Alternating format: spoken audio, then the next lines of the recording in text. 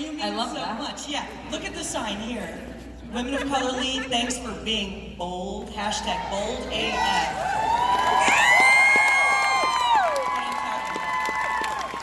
All right, I just want to start our conversation here, because this is very special to have you all here. I want to start the conversation by just asking a pretty simple question. I've been traveling around the country. I've talked to literally thousands of women of color all over the country.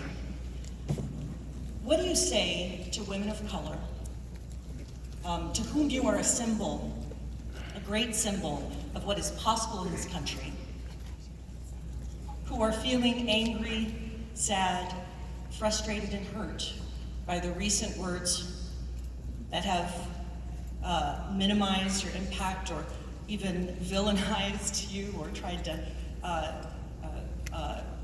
say that put the work that you're doing, the critical work, on the side. In other words, try to silence the work that's being done.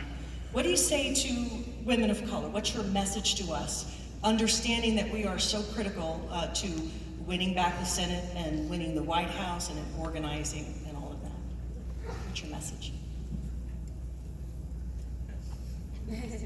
I think you have to be unapologetically you. And sometimes that means, I know for me and for a number of my sisters, that means we represent our districts. We focus on the things that matter in our districts and to bring them into the space. And that does sometimes mean I have to vote no on detaining children at the border. That means standing up against the militarization of my community, which is a northern community in Southwest Detroit, and abolish ICE. That's what I stood for, that's what I ran on. What people sent me there in Congress to do is represent them. So there's different roles for people, but one thing it is there's 650,000 people that rely on me being their voice, and I have to never back down. And that means to outwork it, to continue to keep moving forward. And at this moment, I mean, that's all I keep doing, and I want to focus on that. And you know, Amy, I have the third poorest congressional district in the country. I have been in communities and neighborhoods where no one has ever spoken to them. Not one member of Congress, not their local elected folks, and for the first time they feel like they have a seat at the table. That is what inspires me to continue to work hard and move forward. I'm glad Rashida brought up the fact that she's accessible, because that's really the biggest thing for my district, for the people that I'm representing. They want to know that their congressperson is accessible. You know, there's members of Congress who never meet with their constituents, believe it or not, because they don't want to hear what they have to say to them. So I'm always open.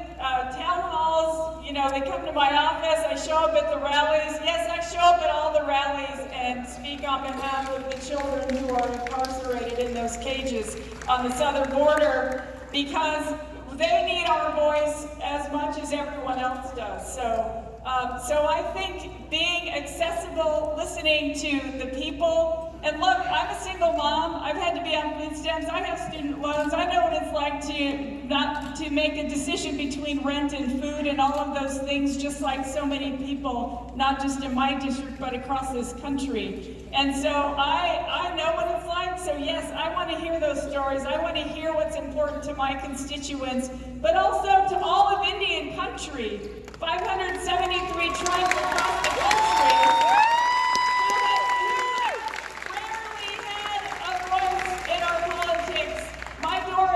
To all of them, because they have things to say, and we need to listen.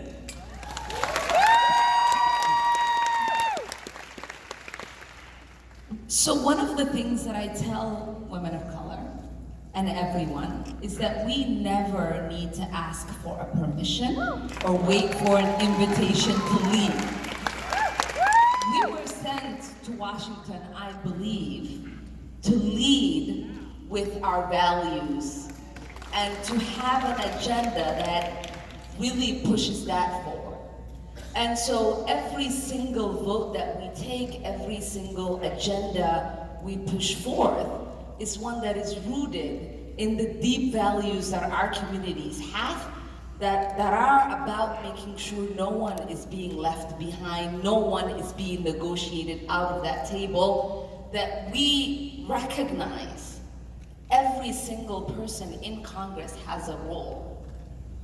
Our role is to take our votes, leadership's role is to wrangle votes.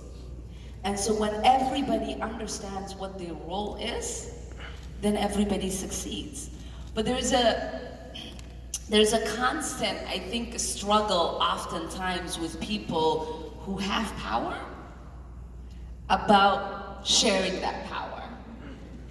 And we are not really in the business of asking for the share of that power. We're in the business of trying to grab that power and return it to the people so that we can push for an agenda that frees young people from the shackles of student debt, that makes sure every single American has access to health care, that young kids in our country who had parents who had to make a really difficult choice to survive are not being caged at our borders, that we are not carrying the water for this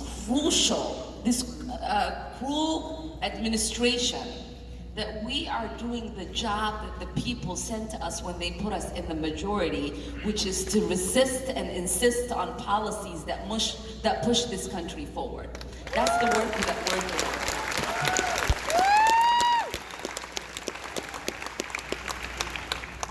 Well, first I just want to say thank you for each of you for being here and for the role that you play every day as disruptors, as activists, as agitators, as preservers of democracy, as foot soldiers. We couldn't do anything that we do without every single one of you. But I also want to say that we couldn't do what we do if we didn't have role models like Barbara Lee.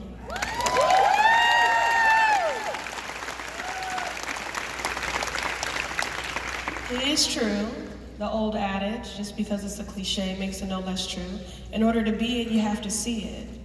And we have seen that strength of conviction, that willingness to disrupt in the name and the pursuit of progress and justice, the status quo, for the liberation and the emancipation of all people, but especially those historically marginalized and underserved. So Barbara, we thank you and we honor you.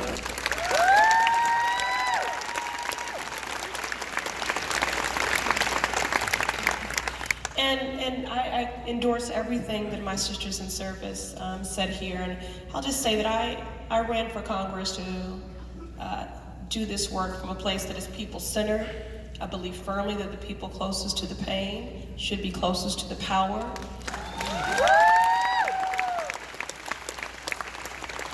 And I don't believe anyone is truly voiceless. I do think that there are many people who are unheard, and it's our job to create space for those voices to be heard. And that's what guides me in this work every day, not palace intrigue. I'm focused on the fact that there have been 18 shootings in my district since July 3rd. I'm focused on the fact that in a 3-mile radius in my district from Cambridge to Roxbury, life expectancy drops by 30 years and median household income by $50,000.